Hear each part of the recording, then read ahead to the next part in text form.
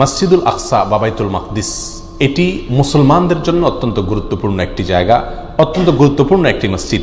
এই মসজিদের বহু ফজিলতের কথা কোরআন হাদিসে বর্ণিত হয়েছে। তার মধ্যে থেকে 10টি ফজিলতের কথা আমরা উল্লেখ করছি। নাম্বার 1, এই মসজিদ হলো মুসলমানদের প্রথম কেবলা, বর্তমান কেবলার আগের কেবলা।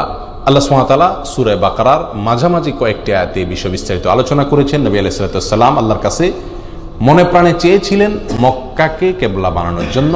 আল্লাহ সুবহানাহু ওয়া তাআলা মক্কাকে কেবলা হিসেবে দিলেন, কিন্তু তার আগ পর্যন্ত এই মসজিদুল আকসাই ছিল আমাদের কেবলা।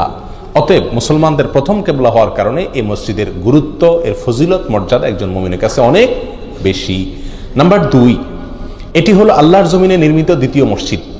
আল্লাহর জমিনে নির্মিত দ্বিতীয় মসজিদ, কারণ নবী করিম সাল্লাল্লাহু আলাইহি সাল্লামের কাছে জিজ্ঞাসা করা হয়েছিল, ইয়া রাসূলুল্লাহ, আল্লাহর জমিনে প্রথম কোন মসজিদ নির্মাণ করা হয়েছে? তিনি বলেছেন মসজিদুল হারাম। এরপর জিজ্ঞাসা করা হলো তারপরে কোনটি? তিনি বলেছেন মসজিদুল আকসা। জিজ্ঞাসা করা হলো দুইটি নির্মাণের মধ্যে ব্যবধান কত বছর ছিল? তিনি বলেছেন 40 বছরের। তাহলে সহিহ বুখারী বর্ণিত হাদিস থেকে বোঝা গেল আল্লাহর জমিনে সর্বপ্রথম মসজিদ মসজিদুল হারাম, আর দ্বিতীয় মসজিদ হল এই বাইতুল মাকদিস বা মসজিদুল আকসা। অতএব দ্বিতীয় মসজিদ, এর আগে পৃথিবীতে এই দুটির আগে আর কোনো মসজিদ পৃথিবীতে ছিল না। এত প্রাচীন এবং এত গুরুত্বপূর্ণ মসজিদ। নাম্বার 3, এই মসজিদ এবং মসজিদের আশপাশে আল্লাহ সুবহানাহু ওয়া তাআলা বরকত নাযিল করেছেন। আল্লাহ সুবহানাহু ওয়া তাআলা সূরা ইসরার প্রথম আয়াতে বলেছেন, সুবহানাল্লাযী আসরা বিআবদিহি লাইলাম মিনাল মাসজিদিল হারামি ইলাল মাসজিদিল আকসাল্লাযী বারাকনা হাওলাহু। মসজিদুল আকসা এবং তার আশপাশের এলাকাতে আমি বরকত নাযিল করেছি। আল্লাহ সুবহানাহু ওয়া তাআলা বলেছেন যে মসজিদুল আকসার আশপাশের এলাকাতে আল্লাহ বরকত রেখেছেন, বরকত নাযিল করেছেন, তাহলে এটা বরকতপূর্ণ এলাকা। নাম্বার 3। নাম্বার 4, এই মসজিদুল আকসা হলো নবী আলাইহিস সালামের মেরাজের, ইসরার জায়গা। আল্লাহ সুবহানাহু ওয়া তাআলা তার নবীকে সপ্ত আসমান, জমিন, জান্নাত, জাহান্নাম সব ঘুরিয়ে দেখিয়েছিলেন।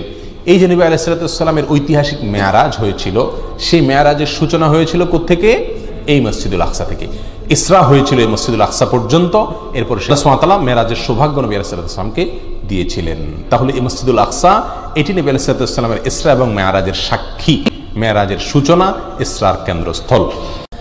নাম্বার 5, আল্লাহ নবী মুসা আলাইহিস সালাম আল্লাহর কাছে দোয়া করছিলেন যেন এই মসজিদের কাছাকাছি তার কবর হয়, এবং সহিহ বুখারীতে বিস্তারিত বর্ণিত হয়েছে বহু নবী রাসূলগণের কবর মসজিদুল আকসা বা বাইতুল মাকদিসের আশপাশে আছে, যার কারণে এর গুরুত্ব অনেক বেশি। আল্লাহর একজন নবী এই মসজিদের আশপাশে শায়িত হওয়ার জন্য, এই মসজিদের কাছাকাছি তার কবর যেন হয় সেজন্য আল্লাহর কাছে দোয়া করেছিলেন। এখান থেকে এই মসজিদের মর্যাদা, ফজিলত পরিষ্কারভাবে ফুটে ওঠে।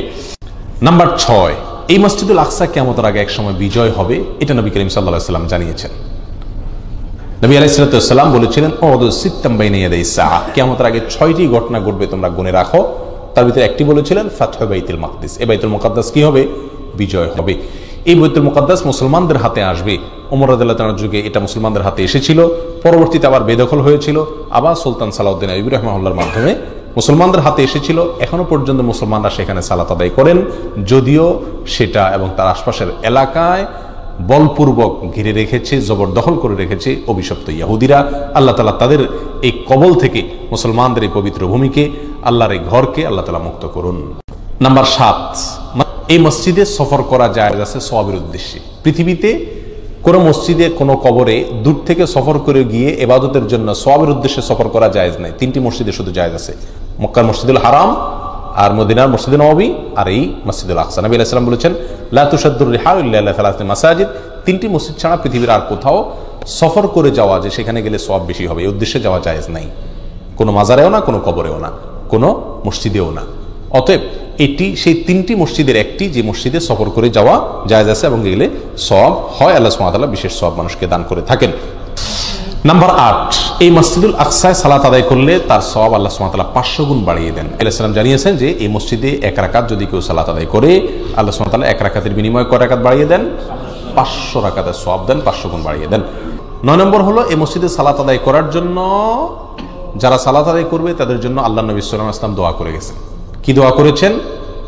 নবী আলাইহিস সালাম বলেছেন যে সুলাইমান আলাইহিস সালাম এই মসজিদুল আকসা তিনি পুনর্নির্মাণ করার পরে, তিনি পুনর্নির্মাণ করেছিলেন, সংস্কার করেছিলেন, তারপরে আল্লাহর কাছে 3টা দোয়া করেছেন, 2টা কবুল হয়ে গেছে।